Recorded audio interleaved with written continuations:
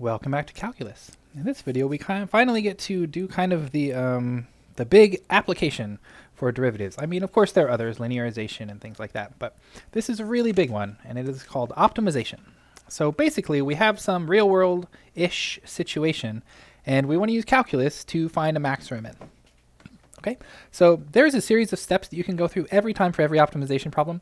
Word problems are in general very hard. It's just how it goes, right? You have to turn the words into math, and then you have to do the math, and then you have to like turn that back into words, and it's a thing. It's hard. But if you follow some steps, it doesn't have to be that hard, although some of the steps individually may be hard.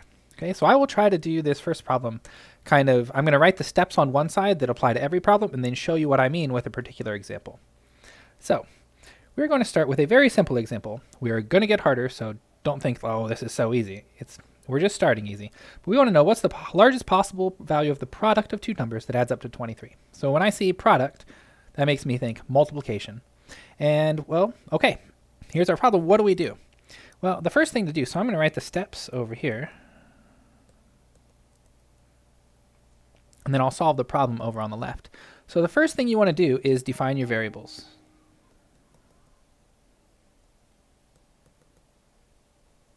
This might be by using words, or it might be through drawing and labeling a picture, where you label things in your picture with the variables. But you should never, ever, ever use a variable before you know what it represents. If you are doing some sort of modeling, you can't have letters that you don't know what they mean. You can't do it. It doesn't make any sense. So the first thing to do is define your variables. So let's let x and y be the two numbers.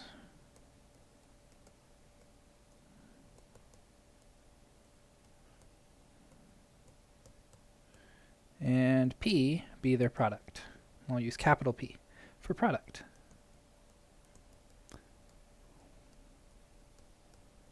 Okay, step one, done. Not so bad, right? Okay, so now the next thing you want to do is you want to write down equations. So you want to write down two equations at least, sometimes more, or maybe even inequalities. I would say first we want to write down the objective function. So what is the objective function? The objective function is the function you're actually trying to maximize. Okay? So there are going to be other equations floating around, and it is really good to pay attention to which one am I trying to maximize and which one am I going to use as a tool to help me do that. So this is what you want to maximize or minimize. Let's say what you want to optimize. In this case, of course, we do want to maximize it. We want the largest possible value, but at other times you might want to do other things. Okay, so the objective function is p equals x times y, or p of xy equals x times y. And notice that that is a function of two variables. This is not multivariable calculus, so we don't generally want to have a function that has two inputs, x and y.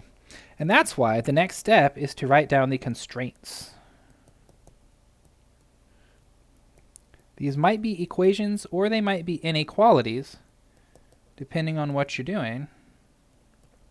But constraints are other equations or inequalities that restrict or constrain the possible values that your different variables can take. So it's not true that just I can have any old x times y, right? X can't be any two numbers. They have to be two numbers that add up to 23. So the fact that they have to add up to 23 is a constraint. So here's my objective function. Let me label that. So that's what I want to maximize. And then the constraint would be x plus y equals 23. So x and y can't just be anything. They have to be x and y that satisfy that equation. Okay, so that is called the constraint. You may have multiple constraint equations depending on what you're doing.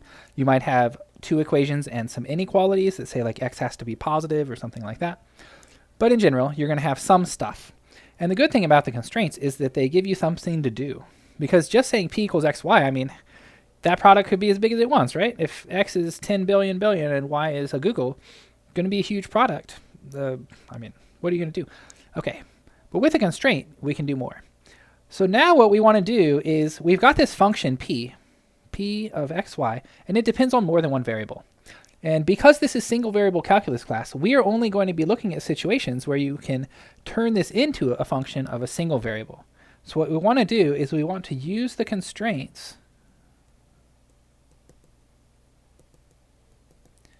to turn the objective into a function of one variable. That means it only has one input. Functions always have one output, but they can have multiple inputs, it turns out. You'll see that when you get to multivariable calculus. But into a function of one variable. So basically, if it depends on two variables, we have to somehow get rid of one of them. And you can probably see how to do that in this case, because like I said, this case is pretty easy. So we are going to solve the constraint for one of the variables and then plug it into the other. So let's say y equals 23 minus x, and then plug into p. So now we can say p, and I'm going to write p of x now because it really only depends on one variable. The product as a function of the single variable x is x times, and instead of y, I can write 23 minus x. Now this is looking like a single variable calculus problem, right? Maximize p of x equals x times 23 minus x. We know how to do that. Okay, so now the next step is to actually optimize. That means find the max or min depending on which one you're looking for. Okay, in this case we're looking for the largest, so we're going to find the maximum. So I think I'm going to multiply this out before I do calculus to it. So it's going to be 23x minus x squared. And now how do I find max? Well, I could use the fact that I know about parabolas, or I could use calculus. And this is a calculus video, so I'm going to choose to use calculus here.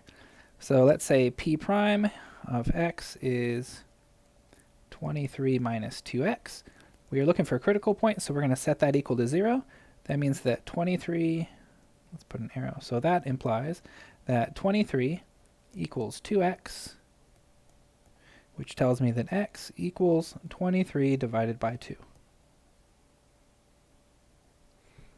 Okay, well, x and y could have been anything, right? I mean, theoretically, they could both be negative, although I guess you could make a case that they wouldn't add up to 23 if they're both negative. So maybe we know maybe x and y are both positive, but there's no closed bounded interval here. So all we have now is a critical point.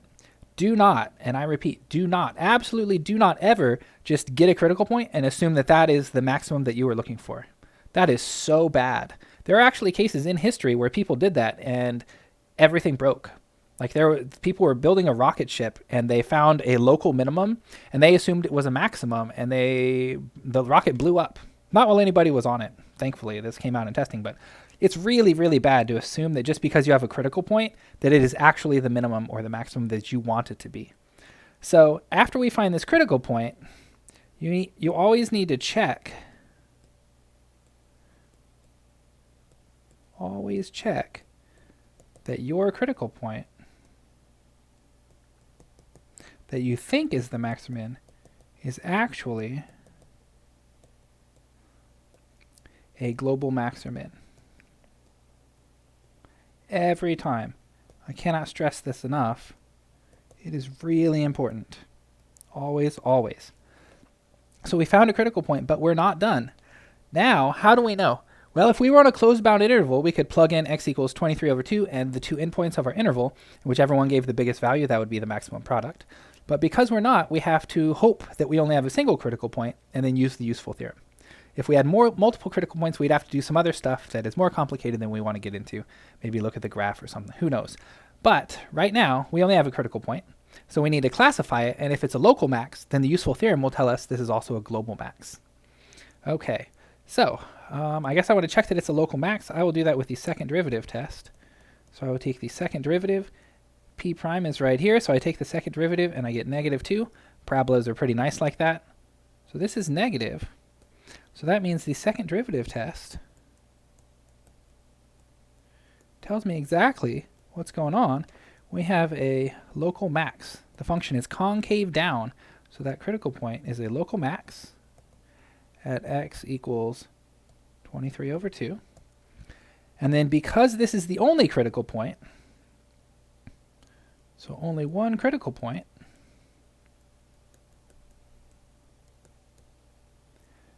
so the useful theorem says that we have a global max. Remember, the useful theorem says if you have a local max and it's the only critical point, then that is actually where you have a global max. Global max at x equals 23 over 2. So now we are done. We found out where the value is. Now we want to be careful. We want to check the wording of the problem. Are we looking for the inputs or the outputs? So does it say, what are the two numbers that you add up to 23 and give the largest possible product? Or does it say, what is the largest possible product? And in this case, it's what is the largest possible product? So we're looking for the output. It doesn't actually say we have to give the inputs, although you can probably tell they're both 23 over 2. So now we need to plug these in, or plug this in. So remember, p of x, you could figure out y and then plug in x and y to the original function, or we could remember that p of x was equal to x times 23 over x. Or, sorry, 23 minus x. So the max is going to be p of 23 over 2. So that's going to be 23 over 2 times 23 minus 23 over 2. If you take a number and subtract half of that number, you are left with the other half of the number. So we have 23 over 2 times 23 over 2. And that is 23 squared over 4. I have no idea what that number is except that it's 23 squared over 4, but that is an exact value, so I'm just going to leave it at that. Okay? So it is often nice to end this with a sentence. The largest possible product, or let's just say the maximum product, is 23 squared over 4. And now we're actually done. So again, make sure you check your thing. Make sure you know whether you're supposed to be outputting in your final answer the inputs or the outputs. That depends on the wording of the problem. And please, please, please make sure you check that it's actually a global max or min. Don't just assume because you have a critical point that you're finished. Okay, so we'll have some more complicated examples in the coming videos, and I will see you then.